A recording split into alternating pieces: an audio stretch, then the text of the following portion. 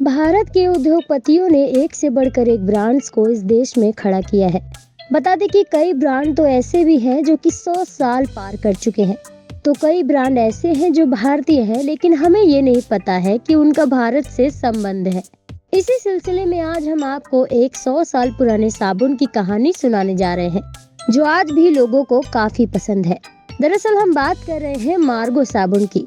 वही साबुन जिससे बच्चे नहाना पसंद नहीं करते, क्योंकि इसमें नीम की कड़वाहट जो होती है, पर माँ बाप नीम के औषधियों गुण की वजह से ही इसे खूब तवज्जो देते हैं। 100 साल पहले नीम की वजह से ही इस साबुन ने अपनी खास पहचान बनाई और ये एक बड़ा इंडियन ब्रांड बन गया।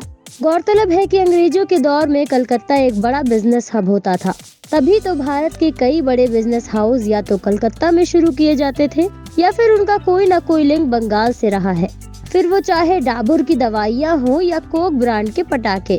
खैर चलिए अब 100 साल पुराने साबुन की कहानी शुरू करते हैं।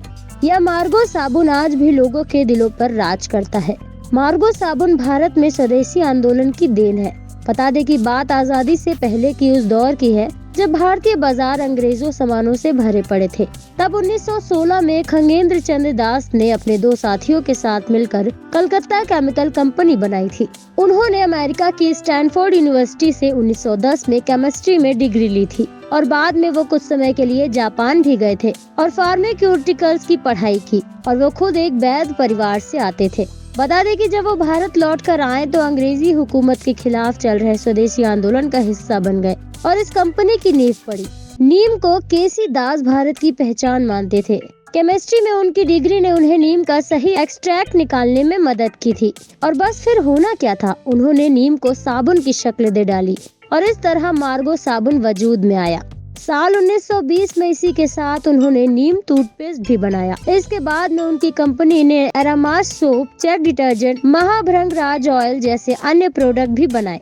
केसी दास ने मार्गो साबुन का दाम इस तरह तय किया कि समाज के हर वर्ग का आदमी उसे खरीद सके। यही मार्गो को देश भर में लोकप्रिय बनाने की वजह बनी। लोगों ने इस साबुन को हाथों हाथ लिया कि कुछ ही साल में कंपनी को तमिलनाडु में भी अपनी मैन्युफैक्चरिंग यूनिट खोलनी पड़ी। इंडियन मार्केट में मार्गो 1988 में इतना था कि साबुन मार्केट में इसकी हिस्सेदारी 8% से ज्यादा थी, लेकिन बाद में 75 करोड़ रुपए में हेंकेल कंपनी ने इस ब्रांड को खरीद लिया। फिर 2011 में ज्योति लैबोरेटरीज ने इस ब्रांड से जुड़े सारे अधिकार हासिल कर लिए। वहीं अब कंपनी मार्गो ब्रांड नाम के तहत साबुन के अलावा फेस वॉश, हैंड वॉश और सैनिटाइजर भी बनाती है। वहीं नीम टूथपेस्ट और नीम एक्टिव ब्रांड नाम के तहत बेचा जाता है।